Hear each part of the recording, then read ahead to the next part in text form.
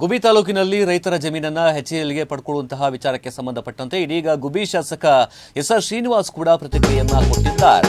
ಎಚ್ಎಎಲ್ಗೆ ಜಮೀನು ಭೂಸ್ವಾಧೀನ ಮಾಡೋದಕ್ಕೆ ಮುಂದಾಗಿರತಕ್ಕಂಥ ಅಧಿಕಾರಿಗಳ ವಿರುದ್ಧ ಇದೀಗ ರೈತರು ಪ್ರತಿಭಟನೆಯನ್ನ ಮಾಡಿದ್ದಾರೆ.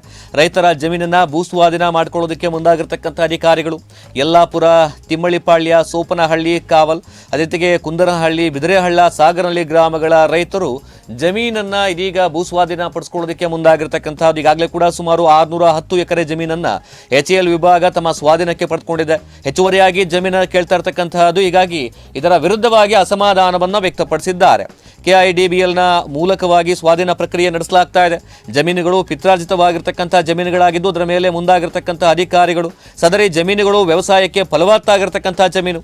ಈ ಒಂದು ಜಮೀನುಗಳಲ್ಲಿ ಬರ್ತಕ್ಕಂಥ ಆದಾಯ ನಂಬಿಕೊಂಡು ನಾವು ನಮ್ಮ ಕುಟುಂಬವನ್ನ ಜೀವನವನ್ನ ನಿರ್ವಹಣೆ ಮಾಡ್ತಿದ್ದೇವೆ. ಹೀಗಾಗಿ ಯಾವುದೇ ಕಾರಣಕ್ಕೂ ಕೂಡ ಇದಕ್ಕೆ ಅವಕಾಶವನ್ನ ಮಾಡಿಕೊಡೋದಿಲ್ಲ ಅಂತ ಹೇಳಿ ಅಸಮಾಧಾನವನ್ನ ವ್ಯಕ್ತಪಡಿಸಿದ್ದಾರೆ. ಇನ್ನು ತೆಂಗು, ಅಡಿಕೆ, ಮಾವು, ಬಾಳೆ ಮತ್ತಿತರ ಮಿಶ್ರ ಬೆಳೆಗಳನ್ನ ಬೆಳೀತಾ ಇರ್ತಕ್ಕಂಥದ್ದು ಆ ಒಂದು ಪ್ರದೇಶದಲ್ಲಿ. ತಾತ ಮುತ್ತಾತರಿಂದಲೂ ಸಮಾಧಿಗಳು ಕೂಡ ಇದೆ. ಜಮೀನುಗಳನ್ನ ಬಿಟ್ಟರೆ ಪರ್ಯಾಯ ಜಮೀನುಗಳಿಲ್ಲ. ನಾವುಗಳು ಬೀದಿಯಲ್ಲಿ ಪಾಲಾಗಬೇಕಾಗತ್ತೆ. ಅದರಿಂದ ಯಾವುದೇ ಕಾರಣಕ್ಕೂ ಕೂಡ ನಮ್ಮ ಜಮೀನನ್ನ ಭೂಸ್ವಾಧೀನ ಮಾಡ್ಕೊಳ್ಳೋದಕ್ಕೆ ನಾವು ಬಿಡೋದಿಲ್ಲ.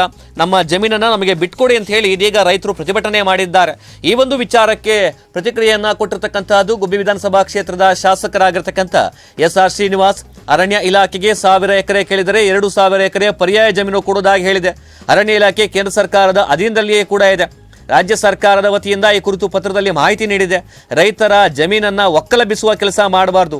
ಗ್ರೇಟು ತಹಶೀಲ್ದಾರ್ ಶಶಿಕಲಾ ಅವರ ಮುಖೇನ ಜಿಲ್ಲಾಧಿಕಾರಿಗಳಿಗೆ ಮನವಿ ಸಲ್ಲಿಸಲಾಗಿದೆ ಅಂತ ಹೇಳಿ ಶಾಸಕ ಎಸ್ಆರ್ ಶ್ರೀನಿವಾಸ್ ಇದೀಗ ಮನವರಿಕೆ ಮಾಡಿಕೊಟ್ಟಿದ್ದಾರೆ.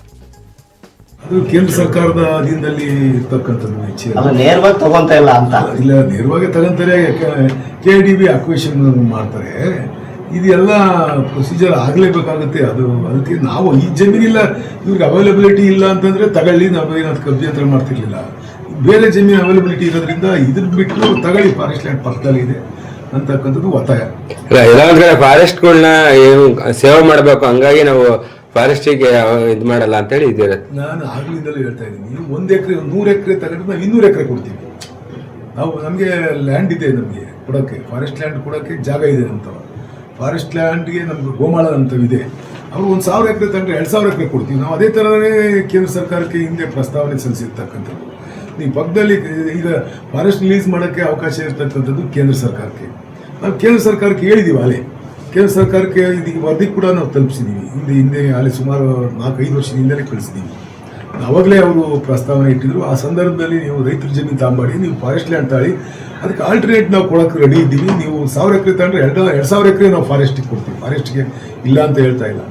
ಫಾರೆಸ್ಟ್ ಲ್ಯಾಂಡ ಯುಟಿಲೈಸ್ ಮಾಡ್ಕೊಳ್ಳಿ ಅಂತಲೂ ಹೇಳ್ತಾ ಇಲ್ಲ. ನಾವು ಬದಲಿಗೂ ಲ್ಯಾಂಡ್ ಕೊಡೋಕೆ ರೆಡಿ ಇದ್ದೀವಿ. ಇದನ್ನಾலே ನಾವು ಕೇಂದ್ರ ಸರ್ಕಾರದ ವಿಚಾರ ಪ್ರಸ್ತಾಪನೆ ಕೂಡ ಮಾಡಿದ್ವಿ. ಕೇಂದ್ರ ಸರ್ಕಾರ ಕಳಿಸಿದ್ದೀವಿ ಪ್ರಸ್ತಾವನೆ ಏನು ಮಾಡಿ ಅಂತ.